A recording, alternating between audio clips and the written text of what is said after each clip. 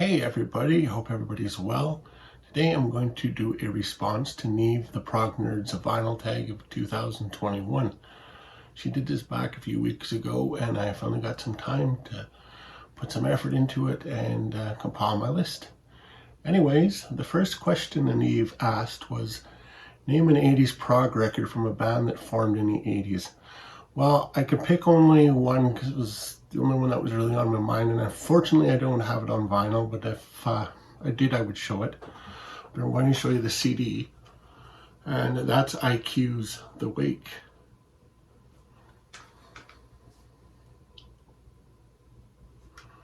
Tremendous album. You like Peter Gabriel area Genesis and you're unfamiliar with IQ, check this album out. It's awesome. Next, an album by a three-piece band. Well, not too many people I think are going to show this because they're relatively unknown out of Canada and Australia, but they're a Canadian group called The Tea Party, and this is their 1997 album Transmission. And this is the 30th edition of the release, first time available on vinyl. If you're not aware of these guys, I suggest you check them out on YouTube. They're kind of a Led Zeppelin / prog outfit. I think you'd enjoy them. Okay, number 3, a Canterbury Scene record. Well, I'm going to pick Caravan, and this album is called For Girls Who Grow Plump in the Night. Don't have a lot of Caravan, but I do enjoy this album, and actually I should listen to it more because it's actually very good. Still need to get Land of Pink and Grey. I'm still looking for that one. Okay, the next question was an impulse buy record. I thought long and hard about this, and I really couldn't come up with anything that I went out and just bought because of the cover per se, but I know a lot of people do. Maybe it will happen someday, but it hasn't happened yet. Okay, question number 5. An album people wouldn't suspect that I own. And that would be Duran's Real.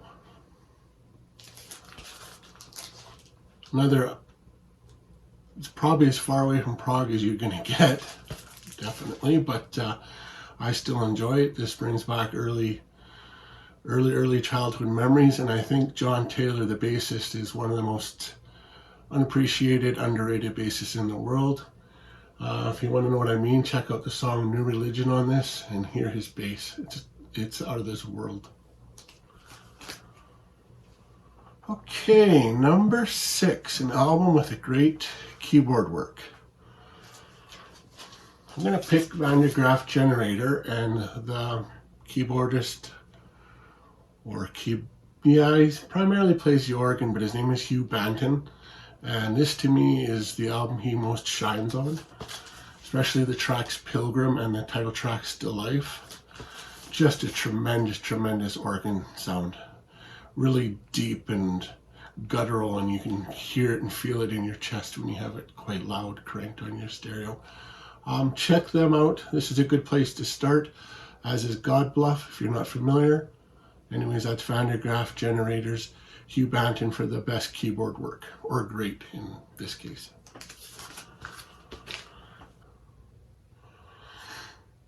All right, question number 7. An album by a non-prog band that made a proggy album. I found this one extremely hard to answer. But I'm going to go with Kansas because a lot of people don't consider them prog, but I would call them prog. This is their newest album, and it is full of prog.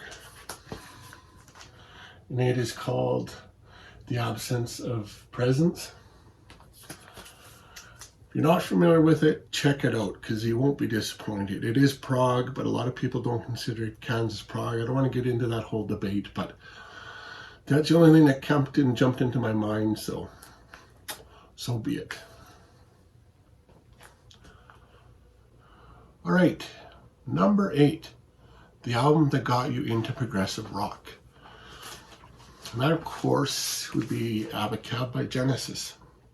My dad used to play this when I was really young, and little did he know, and I know, that this would start my obsession with progressive rock, and Genesis for that matter. It was my first band that I would say was my favorite band, and I'd still say they're up top 5. I know some people aren't a big fan of this album, but I think it's pretty good.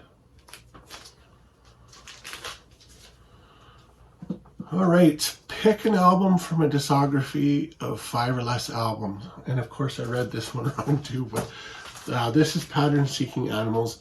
And this is past and present members of Spock's Beard doing a whole new band. And of course they have a couple albums. This is their first self-titled one, which is great, by the way. And the second I'll just show you quickly because I grabbed it here is called Prehensile Tales. This is their second one, which was out last year. I believe they're working on a follow-up to this, which should be out late this year or early next year. So yeah, if you're unfamiliar with them and you like Spock's Beard, check these guys out. Alright, an album you have to crank the volume up for. Well, that's an easy one, because we're told to do it. This, of course, is David Bowie's The Rise and Fall of Ziggy Stardust and the Spiders from Mars. Right down here, if you look, it says to be played at maximum volume. So we better do what Mr. Bowie says. Okay, on the next one, a chill out album. Again, this is non-prog related, but this is a gentleman by the name of Gregory Alan Isaacoff. Folk singer, singer-songwriter, really gentle, really laid back. Great album to chill out to, especially if you had a long day and you're feeling a little bit stressed. This is a great album to unwind to. Go on YouTube and check out Master and the Hound and Big Black Car, and you'll get kind of a taste of what it's like. Great album. And this one is called This Empty Northern Hemisphere by Gregory Alan Isaacoff. Check him out. Okay, an album I play when I'm angry. Well, that was easy. That, of course, is Melancholy and the Infinite Sadness by Smashing Pumpkins. I don't only play this when I'm mad, but I play this when, well, anything. There's so much on here that can suit any mood. It was kind of a, that's why I like this album so much. It's something for everybody. There's a little bit of everything in here. There's something for you if you're pissed off or if you're upset or even sad. There's something that will always make you feel better. So that's my pick for number 12, an album you play when you're angry. All right, an album you have more than one copy of. Well, I'm going to go with Iron Maiden's Seventh Son of a Seventh Son. This is my original 1988 copy. And this is the 2000 and I want to say 14 re-release. And they sound absolutely brilliant. And of course, I also have it on CD because, you know, why only have one format? And I've got the picture disc version, which is really nice to look at. I'll show it to you here. It sounds like horrid, utter shit, but I don't play it. I bought it just for the collectability of it, and to show it off. And there's the one side. And there's the second side. And while I got it out, I might as well show you there's the lyrics. There's a picture of the group. And of course, the gatefold. Some good live shots. Yeah, so that's that.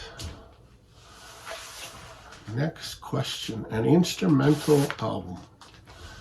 Well, I'm going to show you two because it's kind of one set. It's Tangerine Dreams, Alpha Centauri, and Atem.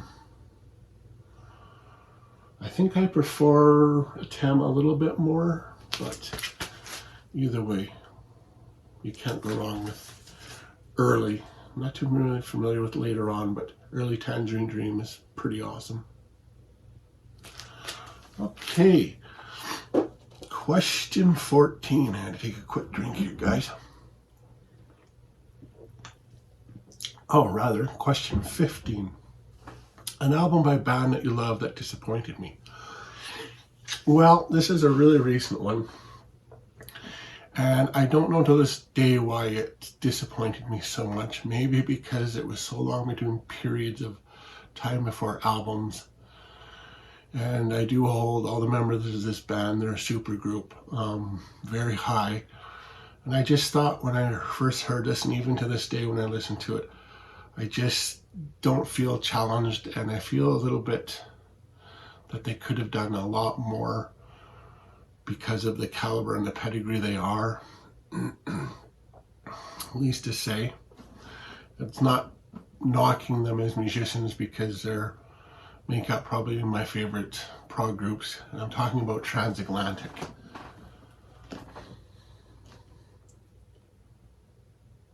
I don't know what it is. Some people absolutely love this album, and I understand that. I just think it was quite a bit let down. And like I said, I think that was probably due to what I was anticipating, and it didn't come to fruition. But nonetheless, it's not horrible.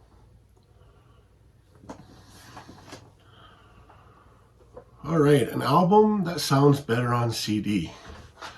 Well, I believe this is, I think it's the 30th anniversary.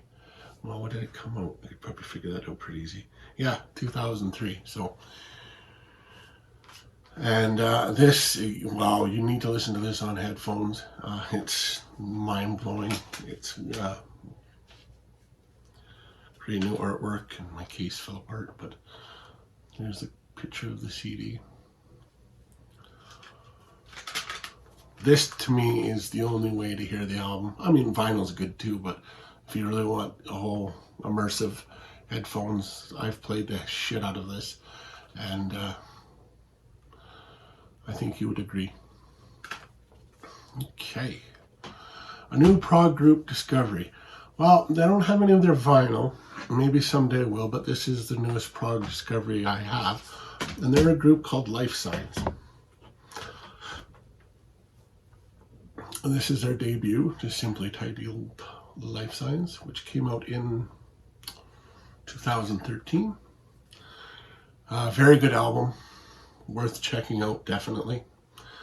And then their second one is called Cardigan.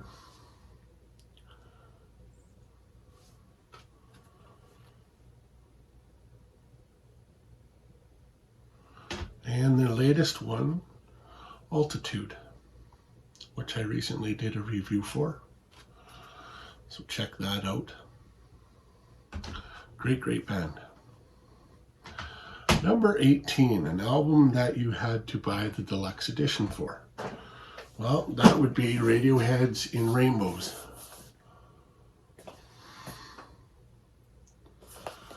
And I'll just open it up and quickly show you a little bit of it.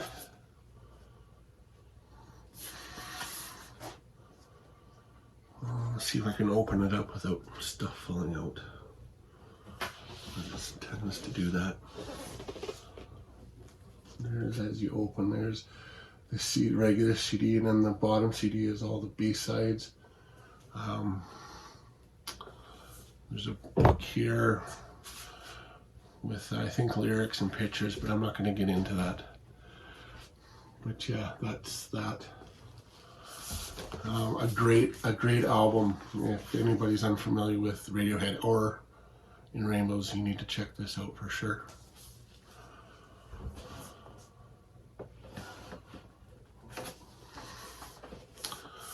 Okay, triple albums. Pick one studio and one live triple album. All right, for my studio album, I picked the Neil Morris Band and the album The Great Adventure. It is over 3 LPs, both sides, so 6 sides of music. How prog is that? And the live one I chose was, of course, Emerson, Lake and Palmer, which I think has probably been chosen, but I don't recall having a triple live album other than this. A great album. I think I'm going to listen to it actually when we're done this, because it's a great album.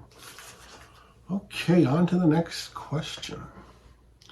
An album with the best bass. I don't know if it's the best, but it's one I really enjoy, and that's Rush's Moving Pictures. I absolutely love the bass tone on this album, and I love, especially on the song Marathon, how Geddy just plucks that bass and just owns it. What a great album. What a great bass player too. So yeah, that's my favorite bass album. An album I have on pre-order. Well, I've got the new Neil Morris Band on pre-order. I've got Marillion Live with Friends. Oh, I can't remember what it's called. Just give me a sec here. It's the vinyl version of that with Friends at St. David's. So that should be here hopefully end of July. Can't wait. What else do I have on? Oh, and Styx's new one. That should be arriving any day now. All right, the first vinyl album I ever bought. That would be David Bowie's Diamond Dogs. Remember being at the mall in Winnipeg, Manitoba. That's the biggest center to me, and in the aisles of the mall they had it was like a record show inside the mall. It was really neat, and I remember picking this out for $5. I remember having to bum $5 off my dad, but anyways, I paid him back. But this was the first album that I bought on my own back, oh crap, how old would I have been? Maybe 84, 85 in there. But yeah, great memories. Still play it to this day, and this is the original one that I bought then. And finally, 23, an album by a band more people need to know about. Well, I'm going to promote another Canadian band from my home country, obviously, and this is Mystery, and this album is called The World is a Game. It is my favorite album of theirs. It's flawless in my opinion. It's great. Got the great Nick DiVigilio. I probably buggered that name up, from Spock's Beard and Big Big Train on drums. And it's just great. I'm going to call it adult-oriented prog. I don't know if that's a term, but that's what I would describe it as. Do yourself a favor and check them out. All right, Niamh, this has been fun. Thanks for doing this. Maybe we can do this in the new year again. We're looking forward to that. Anyways, as you guys, have a great day and take care of each other. Bye-bye.